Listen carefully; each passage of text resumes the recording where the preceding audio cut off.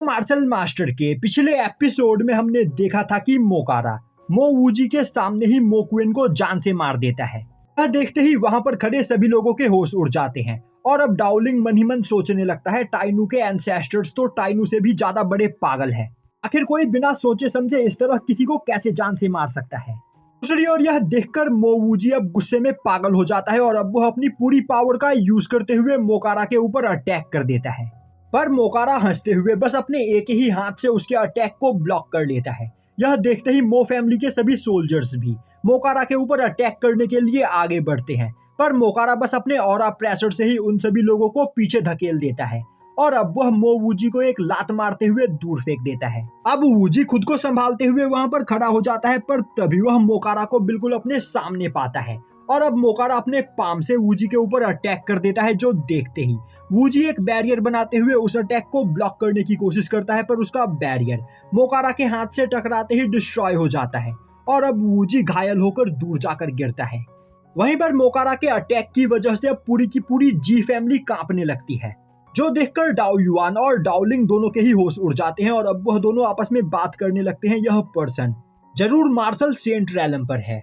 दूसरी ओर मोकारा के अटैक की वजह से वूजी अब काफी ज्यादा इंजर्ड हो चुका होता है, साथ ही साथ अब वह बहुत ही ज्यादा डर भी चुका होता है और अब वह मोकारा को देखते हुए बोलने लगता है, सीनियर प्लीज मुझे माफ कर दीजिए, मुझसे यहाँ पर बहुत बड़ी गलती हो गई। मैं मानता हूँ कि यहाँ पर जरूर मेरे ग्रैंडसन मो क्विन की ही कोई गलती होगी जो उस बेवकूफ ने टाइनू को ऑफेंड किया और मेरे ख्याल से उसे यहाँ पर इसकी सजा मिल चुकी है, तो फिर क्यों ना हम आराम से बैठकर इस बारे में बात करें। पर मोकारा बिना कुछ बोले वूजी की ओर आगे बढ़ने लगता है, जो देखकर वूजी और भी ज्यादा डर जाता है और बोलने लगता है, सीनियर मैं मो फैमिली के 5 एल्डर्स में से एक हूँ, तो आप मुझे यहाँ पर जान से नहीं मार सकते हो और दौड़ में हर जाने के तौर पर आपको यहाँ पर कुछ भी देने को तैयार हूँ, तो प्लीज मुझे माफ कर दीजिए। तभी मोकारा स्माइल करते हुए बोलता है, हर जाने के तौर पर मुझे तुम्हारी जान चाहिए। यह बोलते हुए वह वूजी के ऊपर एक और अटैक करता है, जिससे वहां पर एक बहुत बड़ा ब्लास्ट होता है और अब उस ब्लास्ट की वजह से चारों ओर धुआं ही धुआं हो जाता है। अब उस जगह पर वूजी इतना ज्यादा डर चुका होता है कि वह अपनी जान बचाने के लिए सोल सेपरेटिंग टेक्निक का यूज करते हुए अपनी सोल को बॉडी से अलग कर लेता है और अब वह अपने सोल के साथ वहां से भागने की कोशिश करता है। पर मोकारा उसे देख लेता है और बोलता है, क्या तुम्हें सच में लग रहा है कि इस लो लेवल डीमन टेक्निक का यूज करते हुए तुम मुझसे बचकर भाग सकते हो? यह बोलते हुए वह कई सारे स्पिरिचुअल चेंज का यूज करते हुए वूजी की सोल को एक जगह पर बांध देता है, जिसके बाद वह एक काफी पावरफुल अटैक करते हुए वूजी की पूरी कल्टीवेशन को डिस्ट्रॉय कर देता है और अब वह जबरदस्ती उसकी सोल को वापस से उसकी बॉडी के अंदर घुसा देता है। यह देखकर मो फैमिली के अब सभी सोल्जर्स डर के मारे थर-थर कांपने लगते हैं। तभी हसलमैन अपने डेमोनिक स्पीयर को बाहर निकालते हुए बोलता है, बेवकूफो अब यहाँ पर डरने का कोई फायदा नहीं, क्योंकि अब बहुत देर हो चुकी है। तुम्हें लग रहा था कि तुम हमें धमकी दोगे और हम तुमसे डर जाएंगे। यह सुनते ही वह सोल्जर्स वहां से भागने लगते हैं, पर तभी हसलमैन और वुहुआंग काफी तेजी से अटैक करते हुए एक एक सोल्जर को वहां पर जान से मार देते हैं। अब कुछ बचे खुचे सोल्जर्स अपने मो फैमिली के फ्लाइंग शिप के पास पहुंचने में कामयाब हो जाते हैं और अब वह अपने फ्लाइंग शिप को चालू करते हुए उसकी स्पीड का फायदा उठाते हुए वहां से भागने की कोशिश करते हैं। पर तभी मोकारा अपने डेमोनिक पाम टेक्निक का यूज करते हुए उस पूरे के पूरे फ्लाइंग शिप को मसल देता है। अब इस डिस्ट्रक्शन को देखकर डाओलिंग और डाओ युआन दोनों के ही होश उड़ जाते हैं और अब वह दोनों सोचने लगते हैं, यह तीनों बहुत ही ज्यादा क्रूल है। इन्होंने यहाँ पर मो वूजी की कल्टीवेशन को ही डिस्ट्रॉय नहीं किया, बल्कि इन्होंने मो फैमिली के अलाइड सोल्जर्स को भी जान से मार दिया है और तो और यह सब कुछ हमारी जी फैमिली के अंदर हुआ है, जिस वजह से अगर हमने अभी यहाँ पर समझदारी से काम नहीं लिया तो हमारी जी फैमिली को फ्यूचर में खतरा हो सकता है। तो पहले हमें ब्लड फॉलन माउंटेन के इन सभी लोगों का गुस्सा यहाँ पर शांत करना होगा, वरना यह हमारी पूरी की पूरी जी फैमिली को भी डिस्ट्रॉय कर देंगे। और अब डाउलिंग आगे बढ़ते हुए बोलता है, सीनियर प्लीज यहाँ पर शांत हो जाइए और मैं आपको बताना चाहता हूँ कि टाइनू पहले ही जी फैमिली को छोड़कर यहाँ से जा चुका है, तो आप बेकार में ही इस जगह पर अपना टाइम वेस्ट कर रहे हैं। आपको टाइनू को ढूंढने के लिए जी फैमिली से बाहर की ओर जाना होगा। तभी मोकारा हंसते हुए बोलता है, क्या तुमने मुझे बेवकूफ समझा है? मैं टाइनू को अच्छे से जानता हूँ। जब वो हमारे ब्लड फॉलन माउंटेन से निकला था तब उसने हमसे कहा था कि वह अपने लिए एक खूबसूरत और पावरफुल वाइफ ढूंढने के लिए जा रहा है। तो उसने तुम्हारे जी फैमिली के जी रोयू को अपने वाइफ के रूप में चुना है और मैं उसे अच्छे से जानता हूँ, वह बिना रोयू को अपने साथ लिए यहाँ से नहीं जाएगा। तो तुरंत टाइनू को मेरे सामने लेकर आओ, वरना मैं तुम्हारी पूरी जी फैमिली को डिस्ट्रॉय कर दूंगा। यह बोलते हुए मोकारा अपने पावर प्रेशर को रिलीज करते हुए डाउलिंग को दूर फेंक देता है। अब डाउलिंग जैसे तैसे करके खुद को वहां पर संभालता है। वहीं पर अब उसे समझ में नहीं आ रहा होता है कि आखिर अब उसे यहाँ पर क्या करना चाहिए। तभी वहां पर एक पोर्टल खुलता है और अब उस पोर्टल के अंदर से जी फैमिली का एक और एल्डर निकलकर बाहर आता है। अब वो एल्डर हंसते हुए बोलने लगता है, मेरे दोस्त, मैं जानता हूँ कि तुम तीनों बहुत ही ज्यादा दूर से यहाँ पर आए हो। तुमने बहुत ही लंबा सफर तय किया है, जिस वजह से तुम थक गए होगे, तो फिर क्यों ना तुम हमारी जी फैमिली में यहाँ पर थोड़ा आराम करो।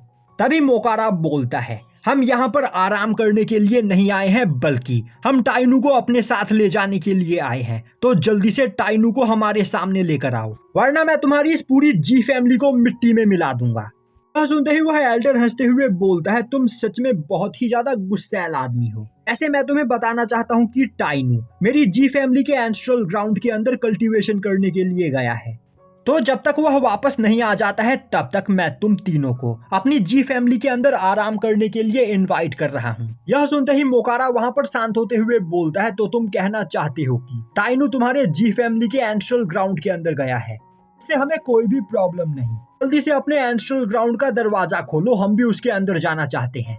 यह सुनते ही उस एल्डर के होश उड़ जाते हैं और अब वह बोलता है, हमारे जी फैमिली के एंसेस्ट्रल ग्राउंड के अंदर आउटसाइडर्स को जाने की परमिशन नहीं है, तो हम तुम्हारे लिए अपने एंसेस्ट्रल ग्राउंड का गेट नहीं खोल सकते हैं। तभी मोकारा बोलता है, तुम लोग प्यार से हमारे लिए एंसेस्ट्रल ग्राउंड का दरवाजा ओपन करना नहीं चाहते हो, कोई बात नहीं, हम तुमसे जबरदस्ती अब उस दरवाजे को ओपन करवाएंगे। यह बोलते हुए मोकारा उस एल्डर के ऊपर अटैक करने के लिए तैयार हो जाता है, जो देखते ही डाओलिंग, डाओयुआन दोनों ही उस एल्डर के साथ मिलकर उस अटैक को ब्लॉक करने की कोशिश करते हैं। पर मोकारा काफी आसानी से अकेले ही उन तीनों के ही अटैक्स को डिस्ट्रॉय करते हुए उन तीनों को इंजर्ड कर देता है। वहीं पर खड़ा माओ मन ही मन सोच रहा होता है, इन बेवकूफों को लग रहा है कि यह लोग एक एंशिएंट डीमन से फाइट में जीत सकते हैं, जिसकी कल्टीवेशन सेंट रैलम की है।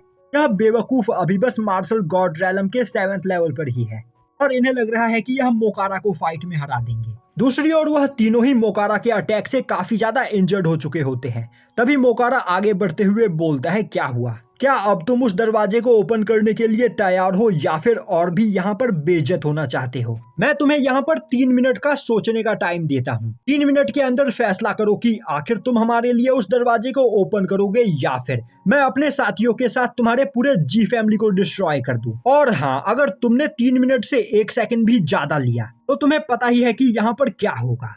यह बोलते हुए मोकारा दोबारा से अपनी पावर को रिलीज करता है, जो देखते ही वह तीनों काफी ज्यादा डर जाते हैं। और अब जी फैमिली का एल्डर आगे बढ़ते हुए बोलता है, ठीक है, मैं तुम तीनों के लिए हमारे एंसेस्ट्रल ग्राउंड को ओपन करने के लिए तैयार हूँ। वहीं पर वह मन ही मन सोच रहा होता है, यह तीनों ही कल्टीवेटर्स बहुत ही ज्यादा पावरफुल है और अभी यहाँ पर ग्रेट एल्डर भी मौजूद नहीं है, वरना ग्रेट एल्डर के साथ मिलकर मैं कम से कम यहाँ पर एक पर्सन को तो फाइट में संभाल ही सकता था। कोई बात नहीं, मैं इन तीनों को लेकर हमारे जी फैमिली के एंसेस्ट्रल ग्राउंड में जाऊंगा, जहां पर पहले से ही हमारे जी फैमिली के ग्रेट एल्डर्स के साथ कई सारे पावरफुल एल्डर्स मौजूद हैं और उन सभी लोगों के साथ मिलकर मैं इन तीनों को इनकी औकात दिखाऊंगा।